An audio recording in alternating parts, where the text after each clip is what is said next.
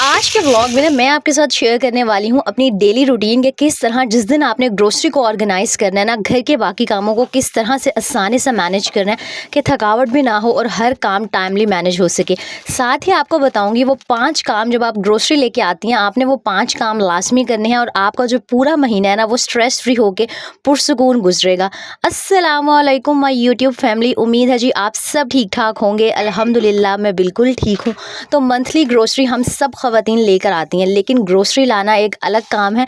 उसके बाद उसको जो समेटना है ना वो सबसे मुश्किल काम होता है। मतलब काफ़ी सारा जो हमारा टाइम है ना उसको प्रॉपर तरीके से ऑर्गेनाइज़ करने में लग जाता है और स्पेशली अगर आपका किचन छोटा है तो फिर तो और भी ज़्यादा मुश्किल होती है। तो घर के बाकी काम भी करने हैं, ग्रोसरी को भी ऑर्गेनाइज़ करना है। तो सबसे पहले मैंने सोचा कि फटाफट से ना कोई ऐसी चीज़ बनाती हूँ जो बहुत क्विकली भी बन जाए और जो है ना मेरा टाइम काफ़ी बच जाए और मैं जो घर के बाकी सारे काम है ना ईज़िली मैनेज कर सकूँ।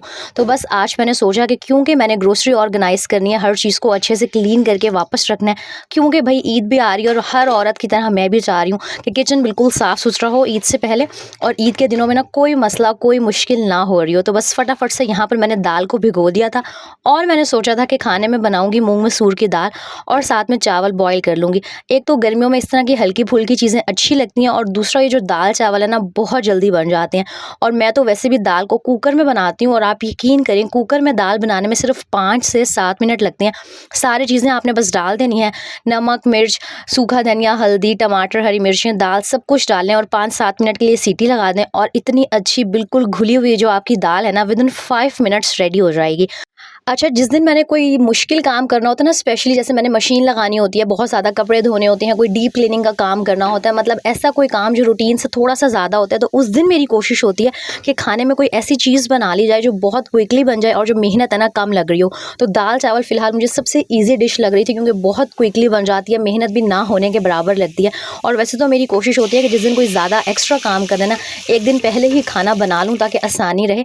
लेकिन क्योंकि एक दिन पहले कुछ नहीं बनाया था इसलिए मैंने फटाफट से ना दाल रेडी कर ली थी और चावल मैं बाद में बॉईल कर लूँगी क्योंकि वो बहुत जल्दी झटपट से बॉईल हो जाते हैं, कोई इतना ख़ास टाइम नहीं लगता। और हम औरतों की लाइफ में ना सबसे बड़ी टेंशन ही ये होती है कि बस घर का खाना रेडी हो जाए, क्योंकि जो सफाई है बाकी जो सारे काम है वो तो इंसान साथ के साथ करता ही रहता है।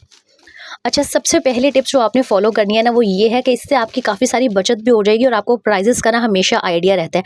वो ये कि जो भी आपके ग्रोसरी के पिछले महीने के बिल होते हैं ना उनको बिल्कुल भी फेंका ना करें, उनको संभाल के कहीं रख लिया करें। मैं हमेशा ऐसे करती हूँ कि जब नई ग्रोसरी लेके आती हूँ ना तो जो पुराने बिल पड़े होते हैं दोनों की प्राइजेस मैच करती हूँ, देखती हूँ कि पिछले महीने क्या प्राइस थी, इस महीने क्या प्राइस है। इस तरह जब इंसान प्राइस का कंपेरिजन करते हैं ना तो इंसान को अंदाज़ा होता है कि कोई चीज़ महंगी हो गई है, कोई चीज़ सस्ती हो गई है या हमने कोई फजूल खर्ची कर ली है।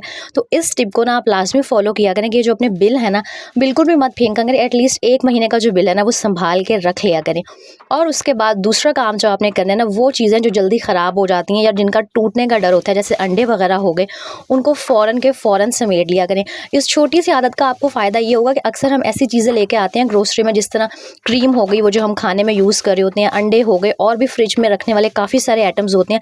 इनको आपने जैसे ही चाहे आप ग्रोसरी रात को भी लेके आए हैं ना, कोशिश करें फ़ौरन समेट लें ताकि कोई भी चीज़ जो है टूटे ना और कोई भी चीज़ जो है ख़राब ना हो, क्योंकि आजकल वैसे ही बहुत गर्मी हो गई है।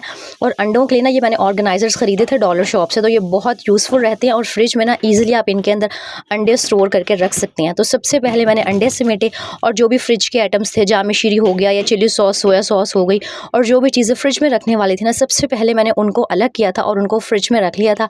अब जो बाकी सामान है ना उसको मैं साथ साथ अरेंज करूँगी और आपको भी दिखाऊँगी कि मैं कौन से टिप्स को फॉलो करती हूँ। अच्छा, अगर आपका भी किचन छोटा है ना, वैसे मेरा किचन इतना छोटा नहीं है लेकिन कैबिनेट्स वगैरह नहीं बने हुए, तो अगर आप भी रेंट के घरों में रहती हैं, आपके किचन में कोई कैबिनेट्स वगैरह नहीं है, इस तरह के सिंपल से सीमेंट के खाने बने हुए हैं, तो इनकी ना हर मंथ लाजमी सफाई किया करें, स्पेशली गर्मियों में, क्योंकि कॉकरोचेस, छिपकलियाँ, कीड़े मकोड़े, चूंटियाँ आ जाती हैं और फिर जहाँ हमने ग्रोसरी का सामान रखा होता है ना डर होता है कि उनमें कीड़ा लग जाएगा या चूंटियाँ इसके अंदर लग जाएंगी, फिर काफ़ी ज़्यादा मसला हो रहा होता है। इसीलिए कोशिश किया करें कि जब भी नया सामान आए ना, पहले जहाँ पर भी आपने चीज़ें रखी हुई हैं इन सारी चीज़ों को हटाएं, उस जगह को अच्छे से किसी भी गीले कपड़े से या झाड़ू से साफ़ कर लें और कोशिश करें वो जो क्या कहते हैं स्प्रे मिलते हैं, इंसेक्ट्स किलर के स्प्रे होते हैं और पाउडर वगैरह मिलते हैं ना, उनको कॉर्नर्स वगैरह में डाल लें। थोड़ी देर के लिए इन जगहों को, इन अलमारियों को खुला छोड़ दें। उसके बाद जो आपका सामान है ना वो आप ऑर्गेनाइज़ करें। अच्छा, यहाँ आपके साथ एक और बात शेयर करती हूँ, क्योंकि ईद थी और ईद में मोस्टली अब सबके घरों में ही ज़्यादा गोश्त बनेगा, तकरीबन हफ्ता 10 दिन तो गोश्त की डिशेज़ ही बनेंगी। इसलिए इस दफ़ा मैं ग्रोसरी में ना कोई भी दाल वगैरह नहीं लेके आई थी, क्योंकि गर्मियों में ना वैसे भी दालों में कीड़ा लग जाता है। तो मुझे था कि अभी दालें पड़ी हुई हैं, तो इसलिए कोशिश किया करें कि पहले जो पुरानी चीज़ पड़ी हुई है ना वो इस्तेमाल हो जाए, जो नई चीज़ है ना वो लालच में या वैसे भी लेकर ना आए, क्योंकि हम अक्सर नई चीज़ें ले आते हैं फिर पुरानी यूज़ हुई नहीं होती हैं और वो चीज़ें ना गर्मियों में फिर ख़राब होना स्टार्ट हो जाती हैं। तो इस आदत को, इस हैबिट को लाजमी अपनाया करें कि किचन को ना पहले अच्छे से चेक करके जाया करें। जो सामान पड़ा हुआ है ना वो हरगिज़ एक्स्ट्रा ख़रीद के ना लाएं। इससे ना एक तो इंसान का जो बजट है वो भी आउट हो जाता है और चीज़ें ख़राब हो जाती हैं, तो फिर फ़ायदा कोई नहीं हो रहा होता। तो बस यहाँ पर ना मैंने सारी चीज़ें निकाल के, सारा जो खाना था उसको अच्छे से साफ़ किया। जो भी दालों वगैरह के कंटेनर थे उनको हल्के से गीले कपड़े से क्लीन करके वापस उनकी जगहों पर रख दिया था। और ये मेरे पास एक बास्केट है, इसके अंदर मैं सारा वो ज़रूरत का सामान रखती हूँ जो डेली बेसिस पर ना मुझे चाहिए होता है। तो सबसे पहले मैं हमेशा सारी जो पुरानी चीज़ें पड़ी होती हैं ना उनको निकाल के देख लेती हूँ कि क्या पड़ा हुआ है, क्या नहीं पड़ा हुआ, कोई चीज़ एक्सपायर तो नहीं होगी। वैसे तो मेरी पूरी कोशिश होती है कि कोई भी एक्स्ट्रा सामान ना लेके आऊँ। हमेशा मैं वही चीज़ें लेके आती हूँ जिनकी ना ज़रूरत होती है, जो साथ के साथ यूज़ हो रही होती हैं।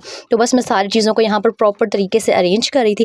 अच्छा, एक बात का ये भी ख्याल रखा करें कि अक्सर ना हम जब ग्रोसरी कर रहे होते हैं तो वहाँ से भी अक्सर एक्सपायर्ड आइटम आ जाते हैं। अक्सर 1-2 दफ़ा ऐसा हो चुका है मेरे साथ कि मैं एक्सपायरी जो थी ना केचप ले आई थी और वो मैंने घर आके जब देखा ना तब मुझे पता चला। तो लाज़मी ना जब आप शॉपिंग कर रही होती हैं, ऐसी चीज़ें जो एक्सपायर्ड आइटम्स होते हैं उनकी एक्सपायरी वगैरह लाज़मी चेक किया करें और फिर घर लेकर आया करें। और ये बात मैंने पहले भी आपके साथ शेयर की थी कि मैं 2 डिफरेंट सुपरमार्केट से, डिपार्टमेंटल स्टोर से ना शॉपिंग करती हूँ, क्योंकि आधी चीज़ें मुझे एक जगह सही मिलती हैं, आधी चीज़ें दूसरी जगह। और ये हैं जी वो किचन डस्टर जो 120 का पैक मिलता है। इसके अंदर ये 4 होते हैं और ये किचन में बहुत यूज़फुल रहते हैं।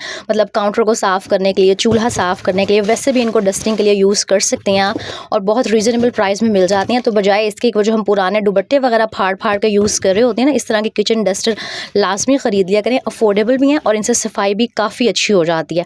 और 2 जगह से मैं शॉपिंग इसलिए करती हूँ क्योंकि मुझे कुछ चीज़ों की प्राइस एक जगह पे रीज़नेबल लगती है और कुछ चीज़ों की दूसरी जगह पे। तो हमेशा ना सारी मार्केट विज़िट करके हर जगह की प्राइसेस को देख-भाल के ना फिर ग्रोसरी किया करें। बेशक अगर कहीं से 100-200 रुपए भी बच रहे हैं ना, तो जब आप पूरी ग्रोसरी का बिल देखती हैं तो वो 100-200 रुपए करके भी काफ़ी सारी जो है ना हमारी बचत हो जाती है। अच्छा, इसके अलावा क्योंकि आप सबको पता है कि मेरे पास कैबिनेट्स वगैरह नहीं है, तो मैंने इस तरह की टोकरियाँ और बाल्टियाँ वगैरह ला के रखी हुई हैं। इनके अंदर ना काफ़ी सारा जो सामान है ना वो अरेंज हो जाता है और दूसरा ना ये भी डर नहीं होता कि कोई कीड़ा मकोड़ा इनके अंदर चला जाएगा। और स्पेशली जो पैक चीज़ें होती हैं ना उनको मैं ना इस तरह खोले बगैर ही रख देती हूँ, क्योंकि आजकल वैसे ही गर्मियाँ तो हर चीज़ में ना चूंटियाँ कहीं ना कहीं से घुस जाती हैं। तो कोशिश किया करें कि ये जो दालें हो गई और आपकी ये चीनी हो गई और इस तरह की चीज़ें जिसमें कीड़ा लगने का खतरा है ना, उन्हें गर्मी के मौसम में इस तरह पैकेट्स में ही रखें। जब यूज़ करना हो ना तो ऑन द स्पॉट आप पैकेट को खोल लें। अच्छा, अक्सर ना मुझे कमेंट्स आ रहे होते हैं, आप ही जब आप मोप कर रही होती हैं या पोछा लगा रही होती हैं तो आप फ़रनाइल ऐड करती हैं, तो उसकी बॉटल की पिक्चर दिखा दें या हमें बता दें कि वो कौन सा है। तो ये जी फास्ट एक्शन का वाइट फ़रनाइल है। इसके अंदर काफ़ी सारी ना क्वालिटीज़ के और डिफरेंट टाइप के, डिफरेंट कंपनीज़ के आते हैं, लेकिन इसकी एक तो फ्रेग्रेंस सबसे अच्छी है, दूसरा ये अफोर्डेबल भी है। ये 3 लीटर इसके अंदर लिक्विड होता है, इसको आपने सिंपल पानी में मिक्स करना होता है और अगर आप इससे पोछा लगाते हैं तो फ़र्श काफ़ी अच्छे से क्लीन हो जाता है। तो ये है जी वो फास्ट एक्शन का फ़रनाइल। और दूसरा, जब मैं ग्रोसरी करती हूँ ना तो मैं अपनी स्किन केयर के लिए लाज़मी कोई ना कोई चीज़ लेकर आती हूँ। ये मैं सॉफ्ट टच का मड मास्क लेकर आई थी। ये मैंने 1-2 दफ़ा यूज़ भी करके देख लिया, बहुत अच्छा है। मतलब स्किन के जो सारे पोर्स वगैरह ना अच्छे से टाइट हो जाते हैं और स्किन का जो सारा ऑयल है ना वो भी काफ़ी हद तक कंट्रोल हो जाता है। और प्राइस ये सिर्फ इसकी 150 रुपीज़ थी। तो मेरी ये आदत है कि जब ग्रोसरी में इतना सारा सामान आ रहा होता है ना तो मैं कह रही होती हूँ यार 400-500 इंसान अपने ऊपर भी लगा ले। और एक मैं अपना फेस वॉश भी लाजमी लेकर आती हूँ। साबुन यूज़ करने से ना स्किन इंसान की काफ़ी ज़्यादा डैमेज हो जाती है। अच्छा, नेक्स्ट टिप मैं आपको ये देना चाहूँगी कि बेशक आपका किचन छोटा है या जैसा भी है और आपने चीज़ों को जिस तरह मर्ज़ी अरेंज किया हुआ है, लेकिन कोशिश करें कि जो दालें हो गई, चीनी हो गई और जो रोज़मर्रा का सामान है ना जो आपको डेली बेसिस पर अक्सर चाहिए होता है, उसको आप इस तरह से अरेंज करके रखें कि जब भी आपको ज़रूरत हो ना सामने-सामने वो मिल जाए। ये ना हो कि आपको हर चीज़ हटानी पड़े, फिर उस चीज़ को ढूँढना पड़े। जब पहले इंसान हर चीज़ को ऑर्गेनाइज़ करके रखता है ना तो फिर जब ज़रूरत होती है तो कोई भी चीज़ ढूँढने के लिए हमें टाइम भी वेस्ट नहीं करना पड़ता। अच्छा, एक मैं ये फटकरी लेके आई थी, इसका मैं डिओड्रेंट बनाना पहले भी सिखा चुकी हूँ। अपकमिंग किसी वीडियो में दोबारा शेयर कर दूँगी। इतना फिट इसका डिओड्रेंट बनता है ना कि पूरा दिन अगर आपने एक दफ़ा अप्लाई कर लिया है नहाने के बाद, तो कोई भी आपसे पसीने की जो स्मेल वगैरह है ना, वो नहीं आएगी। और मैंने ना डॉलर शॉप से इस तरह की बास्केट्स वगैरह ला के लाज़मी रखी होती हैं अपने किचन में, क्योंकि मुझे पता है कि हर चीज़ को अरेंज करने के लिए मेरे पास ना जगह बहुत कम है।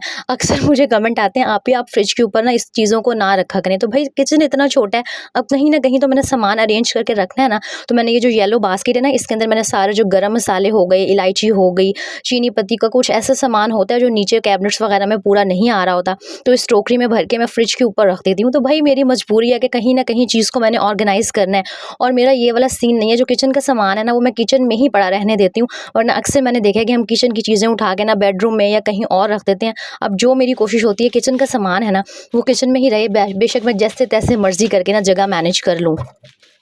तो इस तरह की ये जो टोकरियाँ होती हैं, बास्केट्स होती हैं, ये आजकल हर जगह ना डॉलर शॉप से स्पेशली 250 की या हर 280 290 की मिल जाती हैं। तो अगर आपका किचन भी मेरी तरह छोटा है ना, तो अपने किचन में ये लाजमी ला के रखें। देखने में ये बेशक छोटी होती हैं, लेकिन इनके अंदर आप अपनी ज़रूरत का ना काफ़ी सारा जो सामान है वो अरेंज कर सकते हैं। तो ये थी वो छोटी छोटी बातें जो आप ग्रोसरी लाने के बाद ना लाजमी अपने माइंड में रखा करें। और इन हैबिट्स का, इन आदतों का आपको फ़ायदा ये होगा कि पूरे महीने एक तो जो आपका किचन है ना, वो ऑर्गेनाइज रहेगा, कोई भी चीज़ आपको ढूंढनी नहीं पड़ेगी। हाँ, एक दिन इंसान मेहनत कर ले, एक दिन थोड़ा-सा टाइम लगा के हर चीज़ को अच्छे से ऑर्गेनाइज़ कर ले, तो जो पूरा महीना है ना, वो बहुत पुरसुकून और आसानी से गुज़र जाएगा। अच्छा, यहाँ पर सारी ग्रोसरी वगैरह जो थी वो ऑर्गेनाइज़ हो गई थी, दाल मेरी रेडी हो गई थी, साथ में मैंने बनाना था आलू का भुर्ता। मैं पहले भी काफ़ी दफ़ा शेयर कर चुकी हूँ कि मुझे ना दाल चावल आलू के भुर्ते के बगैर अच्छे नहीं लगते। सबके घरों में दाल चावल के साथ ना कुछ खाया जा रहा होता है, चाहे वो अक्सर ऐसे होता है अचार बन गया, आलू की टिक्कियाँ बन गई, लेकिन मुझे आलू का भुर्ता अच्छा लगता है। तो ये बहुत क्विकली, बहुत ईज़िली बन जाता है। हद कोई 5 मिनट लगते हैं, बस आपने आलू बॉयल करके मैश कर लेने हैं और फिर हल्के से ऑयल में प्याज को सौते कर लेना है। उसके अंदर वो जो साबुत गोल मिर्चें होती हैं उनको ऐड करना है, नमक डालना है और आलू ऐड करके लीजिए, आपका फटाफट से जो भुर्ता है ना मज़ेदार सा रेडी हो जाता है। और दाल चावल के साथ अगर भुर्ता ना हो ना, तो मुझे बिल्कुल मज़ा नहीं आ रहा होता, ऐसे लग रहा होता है कि कोई ना कोई चीज़ जो है ना इनकम्प्लीट है। आप लोग कमेंट्स में मुझे बताइएगा कि आपके घर में ना दाल चावल के साथ क्या बनाया जाता है, क्या चीज़ पसंद की जाती है। अच्छा, उसके बाद मैंने थोड़ा सा रूम की हालत को सेट किया था, और जी ये था मेरा ईद का ड्रेस, स्टिच होके आ गया था, तो सोचा आप लोगों के साथ शेयर कर लेती हूँ। अच्छा, जो मेरा ड्रेस था ना वो थोड़े लाइट कलर का था, तो इसलिए ना मैंने शूज़ उसके साथ थोड़े से डार्क खरीद लिए थे, ताकि ना थोड़ा सा बैलेंस हो जाए, क्योंकि सूट जब थोड़ा सा लाइट हो ना, तो कोई चीज़ ऐसी होनी चाहिए जो उसको ना उठा दे। तो इसलिए मैंने जो जूता था ना, वो जो लेस का मैरून कलर था उसके साथ मैच करके ख़रीदा था, और सिंपल सा सूट मैंने सिलवाया था, क्योंकि ना ज़्यादा मुझसे हैवी पहने जाती हैं, और वैसे ही ईद पर इतनी ज़्यादा शदीद गर्मी होने वाली है, और हम औरतों ने तो ईद वाले दिन भी किचन में काम करना है, स्पेशली बकरा ईद पे किचन के बहुत ज़्यादा काम होते हैं। इसलिए मैंने बिल्कुल सिंपल सा ये सूट स्टिच करवाया था।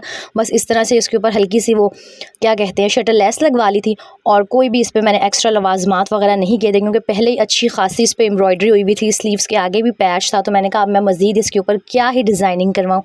और इसका जो गला था ना वो बिल्कुल सिंपल था, उसके ऊपर मैंने दर्जन को लगाने के लिए बटन दिए थे, लेकिन जो मेरी दर्जन है उसके नखरे ही नहीं मुकते हैं, तो उसने जो बटन थे ना वो एज़ इट इज़ मुझे वापस कर दिए थे कि बाजी मेरे को टाइम नहीं सी, तो उसे खुद ही ला लेना बटन। तो अब मुझे जैसे ही टाइम मिलेगा, वैसे ईद में 1-2 दिन रह गए हैं, तो इंशाल्लाह मैं बटन भी लगा लूँगी, और फिर ईद पर जब ये ड्रेस पहनूंगी ना, तो इंशाल्लाह आपके साथ वो भी शेयर कर दूंगी। कमेंट करके मुझे बताइएगा कि ड्रेस स्टिच होके कैसा लग रहा है, शूज़ साथ में कैसा लग रहा है। शूज़ मैंने डार्क कलर का इसलिए लिया है कि थोड़ा सा जो सूट है ना वो उठ के आए और ज़रा अच्छा लगे। अच्छा, जो ड्रेस का लॉन का स्टफ़ है ना काफ़ी ज़्यादा सॉफ्ट है, मतलब गर्मी नहीं लगेगी, लेकिन इसके साथ जो ऑर्गेन्जा का दुपट्टा है ना, मुझे समझ नहीं आ रही इतनी गर्मी में मैंने इस दुपट्टे को किस तरह से मैनेज करना है। अगर आप लोगों को कोई टिप्स पता हो ना ऑर्गेन्जा के दुपट्टे को मैनेज करने की, तो लाजमी शेयर कीजिएगा और बताइएगा कि मेरी जो ईद का सूट है आपको कैसा लगा है।